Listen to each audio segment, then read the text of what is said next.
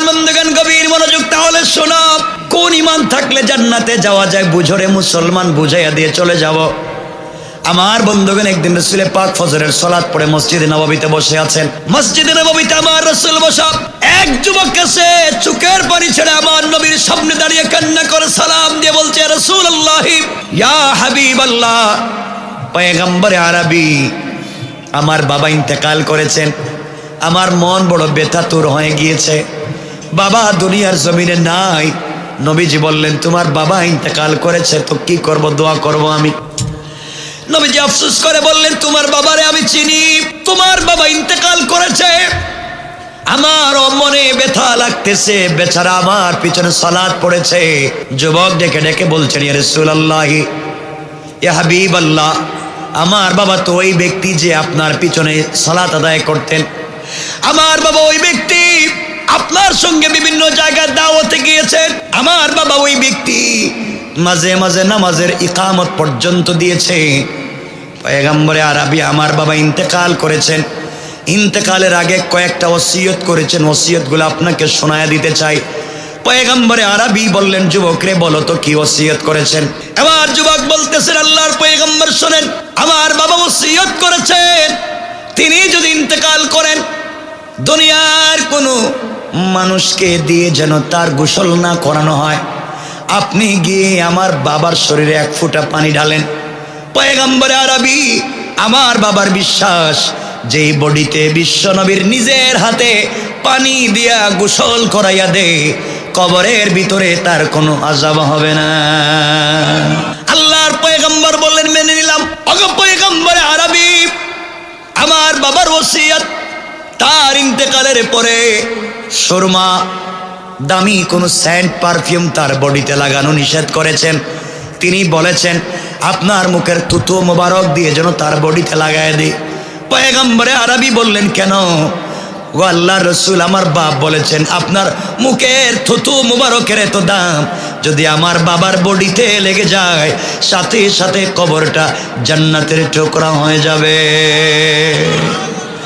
পয়গম্বর আরবিকে বললেন, ইয়া রাসূলুল্লাহ, ইয়া হাবিবাল্লাহ, আমার বাবার 3 নম্বর ওসিয়ত, ইন্তেকালের পরে দুনিয়ার কোন দামি কাপড় দিয়ে আমার বাবার জানাজার কাপড় যেন দেওয়া না হয়, কাফন দেওয়া না হয়। বাবা বলেছে, আপনার পরনের একটা জুব্বা, আপনার পরনের একটা পাঞ্জাবি যদি আমার বাবার কাফনের জন্য হয়ে যায়। পয়গম্বরে আরবি, আপনার কাপড়ের তো এত দাম, সারা কাপড় নিয়ে আল্লাহর সঙ্গে দেখা পর্যন্ত করেছে, আপনার জুব্বার এত দাম, এত দাম। পয়গম্বরে আরবি যেই জুব্বা পরিহিত অবস্থায় জিবরিল আমিন হাজির হয়ে সালাম দিয়ে কোরআন নাজিল করেছেন, আগে পয়গম্বরে আরবি, আপনার বডির সঙ্গে যেই কাপড় লেগেছে ওই কাপড়ের অনেক দাম হয়েছে, আমার বাবার কাফনের জন্য যদি আপনার জুব্বা মোবারক দিয়ে দেওয়া হয়, আমার বাবার বিশ্বাস হচ্ছে কবরের ভিতরে তাকে কেউ প্রশ্ন করতে আসবে না। আমার নবী বললেন, যুবক মেনে নিলাম। আবার যুবক বলছেন, পয়গম্বর আরবি, আমার বাবার আরেকটা ওসিয়ত হলো, আমার বাবার জানাজা দুনিয়ার কোন মানুষকে দিয়ে পড়ানো হবে না। বাবার শেষ কথা, আপনি যেন আমার বাবার জানাজার ইমামতি করেন।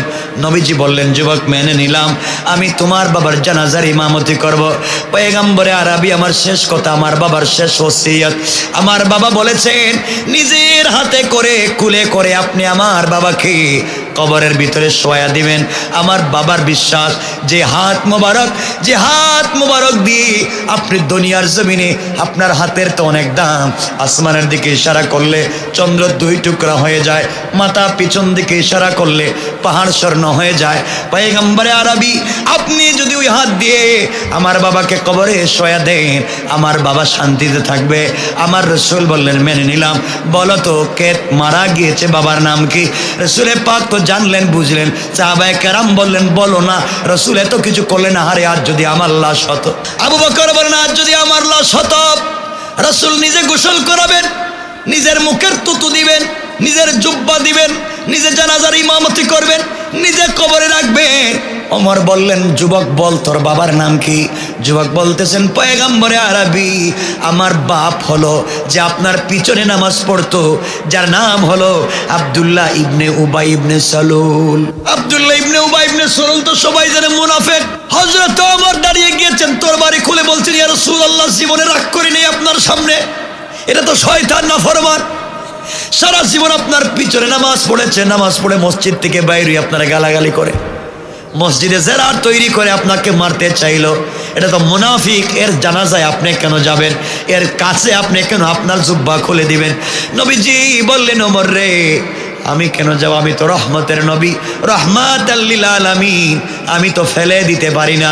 আর আল্লাহ তো এখন পর্যন্ত আমাকে বলেন নাই সে মুনাফিক। আল্লাহ যতক্ষণ পর্যন্ত কাউকে খারাপ বলবে না, আমি রাসূলও কাউকে খারাপ বলতে পারি না। আমার নবীজি কথা শুনলেন না, জানাজায় পৌঁছে গেলেন। সবাই তো হাসি খুশি, আর বিশ্ব নবী জানাজা পড়াচ্ছেন। সাহাবায়ে কেরাম তো রাগে রাসূল এই মুনাফিকের জানাজায় গেলেন। আল্লাহর রাসূল আল্লাহু আকবার বলে হাত কান পর্যন্ত উঠায় দিয়েছেন, হাত বাঁধবেন। জিবরিল আমিন এসে বলছেন, ইয়া রাসূলুল্লাহ, হাত কান পর্যন্ত উঠাইছেন ঠিকই, আর নামাইয়েন না কেন? জিবরিল ব্যাপার কি জানাজা পড়াইতে দেখায় না? আপনি আর জানাজা পড়াতে পারবেন না, মুনাফিক। আপনার কাছে ভালো মানুষ হতে পারে, আল্লাহর লিস্ট গাদ্দার, যারা রাসূলকে গালি দিয়েছে, মুনাফিকি করেছে, ইসলামী আন্দোলন করতে বাধা দিয়েছে, দ্বীনের দাওয়াতের পথে বাধা দিয়েছে। আপনি কেন কিয়ামত পর্যন্ত সকল নবীরাও যদি এর জানাজা পড়ান, কখনো জাহান্নাম থেকে বাঁচানো যাবে না। ঠিক কিনা বলেন? সুতরাং আমার বন্ধুগণ, এই অন্ধকারাচ্ছন্ন সমাজকে যদি আলোকিত করতে হয়, আল্লাহ বলেছেন কিছুই লাগবে না। Old testament, new testament, gospel, Bible, Gita, Veda, Tripitaka কিছু দিয়ে সমাজের মানুষের পরিবর্তন করা যাবে না। গোলাম রে, তোমাকে বলছি, তুমি মেডিকেল সায়েন্স, জেনারেল সায়েন্স, তুমি আর্টস, এলজাবরা, জ্যামিতি, অনুনীতি, অর্থনীতি, লসাগু, গসাগু, সোশ্যাল সায়েন্স, এরপরে কেমিস্ট, বায়োলজি, ফিজিওলজি, আসমানে কি আছে, জমিনে কি আছে, চন্দ্র ঘুরে না সূর্য ঘুরে, কি জানতে চাও? কোরআনকে জিজ্ঞাসা করো। আল্লাহ বলছেন, তিবিয়ানান লিকুল্লি শাই, সব কিছুর পূর্ণাঙ্গ বর্ণনা কোরআনে দিয়েছেন। তুমি কোরআন থেকে এগুলো পাও না, এই জন্য আমার তেলাওয়াতকৃত আলোচ্য আয়াতে আল্লাহ বলছেন, সমাজকে যদি সুন্দর করতে হয়, শিরিক মুক্ত ঈমান, বিদআত মুক্ত আমল, তাওহীদের পথে অটল অবিচল, রিসালাতের আনুগত্য যদি করতে পারো, আল্লাহ বলছেন, লিতুখরিজান নাসা মিনাজ যুলুমাতি ইলান নূর। সমাজকে যদি পরিবর্তন করতে হয়, সমাজে যদি আদর্শ প্রতিষ্ঠা করতে হয়, কোনো জিনিস দিয়া করা যাবে না। অন্ধকার দূর করার জন্যে লাগবে একমাত্র আল কোরআন। কোন ঠিক কিনা? মানব তো আল কোরআন? বলেন ইনশাআল্লাহ। আমার বন্ধুগণ, আর লম্বা করার সুযোগ নেই, সময় শেষ হয়ে যাচ্ছে। আমার মুসলমান বন্ধুগণ, বুঝাতে চাই, শেষ কথা যেগুলো বলতে চাই মনোযোগ দিয়ে শোনো। এইভাবে যদি শিরিক মুক্ত ঈমান, বিদআত মুক্ত আমল, আল্লাহর আনুগত্য করতে পারেন, আল্লাহর তাওহীদের আনুগত্য করতে পারেন, রাসূলের রিসালাতকে যদি মানতে পারেন, দুনিয়ার জমিনে কেউ আপনাকে বাধা দিয়ে আটকাতে পারবে না। মনে রাখেন, দিল দিয়ে শুনেন, 1-2 মিনিটের কথাগুলো শোনেন। আমার বন্ধুগণ, আল্লাহ বলছেন, গোলাম রে, আমার প্রতি যখন তোর বিশ্বাস বেড়ে যাবে, আমি কথা দিলাম, দুনিয়ার সকল মানুষ যদি তোর বিরুদ্ধে চলে যায়, কেউ তোর ক্ষতি করতে পারবে না। এর জ্বলন্ত উদাহরণ হল আমার নবী, আখিরি জামানার পয়গম্বর জনাবে মুহাম্মদ রাসূলুল্লাহ সাল্লাল্লাহু আলাইহি ওয়াসাল্লাম যেই দিন মক্কা থেকে হিজরত করে মদিনায় চলে যাবেন। আমার নবী মদিনায় চলে যাবেন, ঘুম থেকে জিবরিল আমিন উঠালেন। রাসূল পাক বলছেন, জিবরাইল রে, আমাকে ঘুম থেকে উঠালেন কেন? জিবরাইল বলছেন, ইয়া রাসূলুল্লাহ, ইয়া হাবিবাল্লাহ, আপনাকে সফর করতে হবে ইয়াসরিবের দিকে, মদিনার দিকে, খেজুর বাগানের দিকে। আমার নবী ঘুম থেকে উঠে গেলেন, নিজে তৈরি হয়ে গেলেন, মদিনার দিকে সফর করবেন, ইয়াসরিবের দিকে সফর করবেন। এমন সময় রাসূল পাক কান দিয়ে শুনলে ঘরের চতুর্দিকে কাফেরেরা বেঈমানেরা বেষ্টন করে রেখে দিয়েছে আমার নবীকে আঘাত করবার জন্য। নেজা নিয়া, বল্লম নিয়া, তীর নিয়ে আঘাত করবে। নবীজি ঘর থেকে বের হলে আঘাত করবে।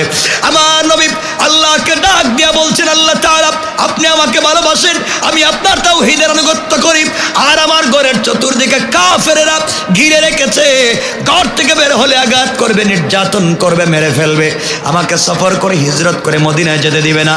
আয় আল্লাহ, ঘর থেকে বের হলে কাফেরেরা মারবে। আল্লাহর রাসূলকে আল্লাহ বলছেন, বন্ধুরে তুমি ঈমান এনেছো, নেক আমল করেছো, ওয়া তাওয়াসাউ বিল হক, সত্যের উপরে আছো, ওয়া তাওয়াসাউ বিস সবর, জালেমের জুলমে ধৈর্য ধারণ করেছো। বন্ধু কথা দিলাম, ঘর থেকে তুমি বের হয়ে যাও, কাফেরেরা কিছুই করতে পারবে না, ঘর থেকে বের হওয়ার দায়িত্ব তোমার। কাফের